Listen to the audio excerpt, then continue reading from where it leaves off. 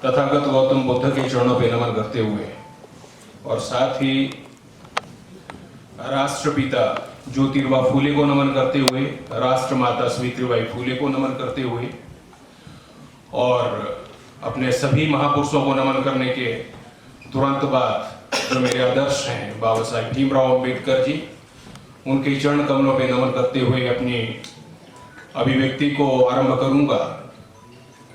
बहुत से साथियों ने मंच पे बहुत सराहनीय विचारों का आदान प्रदान किया है। मैं आभार व्यक्त करूंगा साथी हीरामणि भारद्वाज जी का, जो मेरे साथ जिन्होंने बहुत लंबा संघर्ष किया है, संघर्ष के दौरान सस्पेंड भी रहे हैं और समाज के लिए बहुत कुछ कर भी रहे हैं, पहले भी किया, अब भी कर रहे हैं और भविष्य में उम्मीद भी बहुत है।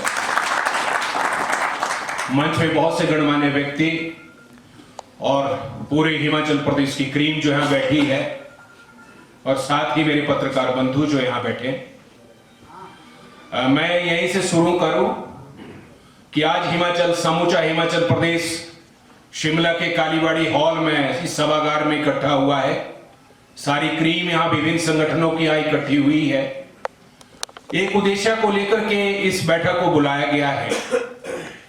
उद्देश्य आप भी जानते हैं, हम भी जानते हैं। उद्देश्य यही है कि आंदोलन के पृष्ठभूमि पूरे हिमाचल प्रदेश में तैयार करनी है। अकेला आदमी आंदोलन करेगा उतना प्रभावशाली नहीं होता, इसलिए सामूहिक आंदोलनों की आवश्यकता है और ये आंदोलन इस तरह से किए जाएं ताकि पूरे हिमाचल प्रदेश में हमारे साथी सड़क पे आ सके, उसके अलावा विधानसभा का घेराव कर सकें और अपने अधिकारों की सुरक्षा के लिए जितना भी हो सके उतनी कुर्बानी देने का आह्वान कर सके। उससे पहले जरूरी था कि संगठन बहुत बने हैं और ये अधिकांश संगठन पार्टी लेवलों पे बने हैं। कुछ बीजेपी को सपोर्ट करते हैं, कुछ कांग्रेस को सपोर्ट करते हैं, कुछ बाकी पार्टियों को सपोर्ट करते हैं। जब हम आंदोलन खड़ा करेंगे तो एक पार्टी के आदमी दूसरी पार्टी के आदमियों को कहेंगे तूने भी नहीं जाना और तूने भी नहीं जाना, नहीं तो तुम्हें तुम्हारे पदों से हटा दिया जाएगा, तो हमारे आंदोलन कमजोर होंगे। आज इस मंच, ये इसलिए मंच बुलाया है, पहले तो दिल से आप कहो कि आप क्या पार्टी मुक्त होने की कोशिश कर रहे हो? क्या आप दलितों के अधिकारों के लिए, SC, ST, OBC और माइनॉरिटी के अधिकारों की सुरक्षा के लिए अपने दायित्वों से मुक्त होना चाहते हो या नहीं होना चाहते? अगर अपने दायित्वों में ही जीना चाहते हो, क्या उस जगह रह करके आप सड़कों पे आ सकते हो या नहीं आ सकते? ये विषय आज विचारणीय है।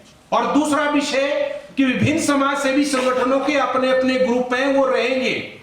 जो हमने विचार किया था कि एक ऐसा ऑर्गेनाइजेशन खड़ा किया जाए, सभी ऑर्गेनाइजेशनों के एग्जिस्टेंस से बनी रहे, परंतु एक ज्वाइंट फ्रंट ऐसा तैयार हो। पहले भी ज्वाइंट फ्रंट तैयार रहे था, उसमें बहुत कम ऑर्गेनाइजेशन थे।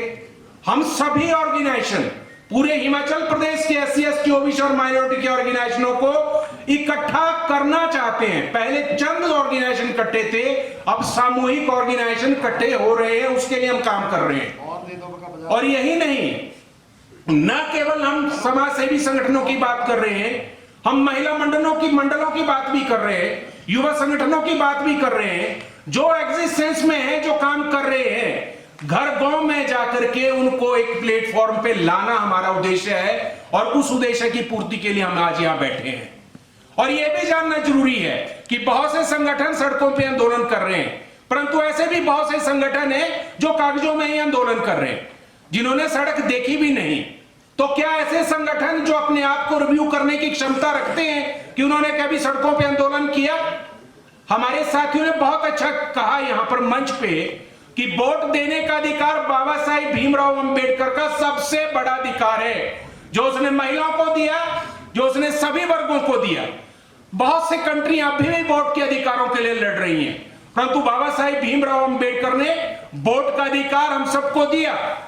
परंतु इस पे भी आज की डेट में मैं आपको जागरूक करना चाहूंगा।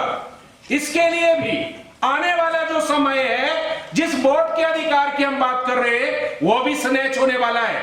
असम का आपने एग्जांपल देखा, असम में जो रोस्टर रजिस्टर बने हैं, NPR वगैरह जो बने हैं, उनकी पृष्ठभूमि देखी वहां पर जो व्यवस्था चली, 14,58,000 लोग अनुसूचित जाति और जनजाति के सड़क पे आ गए, रिटेंशन सेंटरों में भेज दिया गया उनको, और मुसलमान बंधु जो हैं वो केवल 5 लाख